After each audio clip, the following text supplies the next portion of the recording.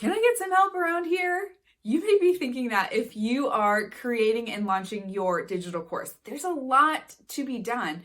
And so you may be at the point where you want help or you need help, but who is that person that can assist you? I'm sure a lot of people have told you, hire a VA, hire a virtual assistant to help. And that is some great advice.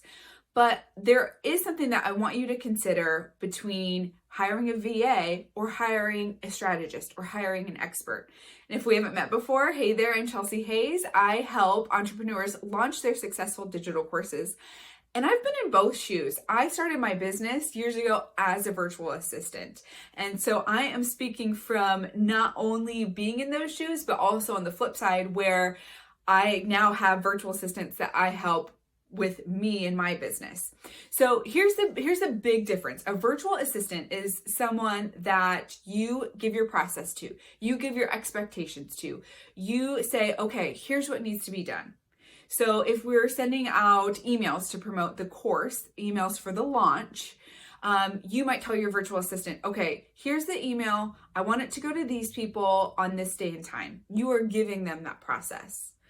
The other side of that is if you are working with a strategist, that strategist is going to say, okay, based on your goals, based on what you are trying to achieve, here's what we should do. We should send out the email to these people on this day and time with this message. So you can see like that strategist is guiding you on what needs to be done. Now, depending on who you work with, that strategist may just say, okay, here's the game plan. You go and execute, you go and do, and maybe you turn around and then give that to a virtual assistant. For me, in my business, we want to make it as easy as possible for our clients. So that's why I call myself a strategist and an implementer, because whatever we decide, whatever strategy we come up with for our clients, we then go and do that work.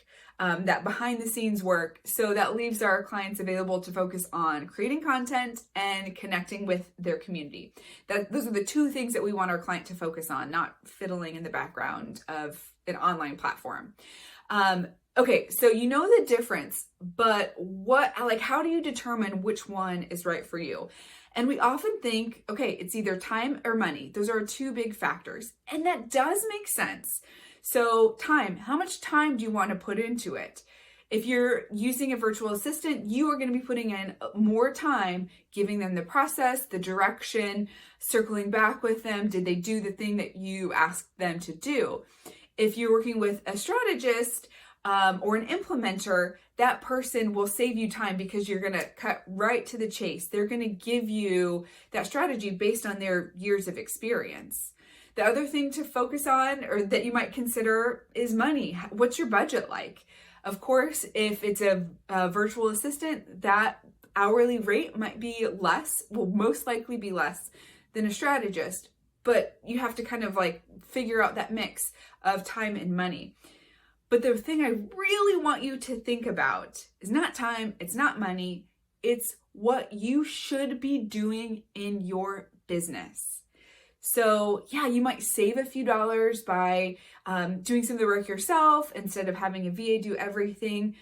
But is that what you should be doing in your business? I work with a lot of coaches. I work with a lot of physicians. Their hourly rate for their one-on-one services is $200, $300.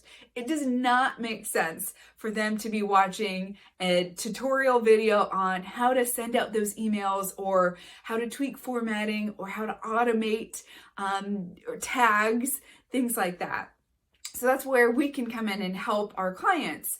And so for you, what makes sense? What should you be doing? And use that as your first determining factor on who it is that you're going to help, get you to help them.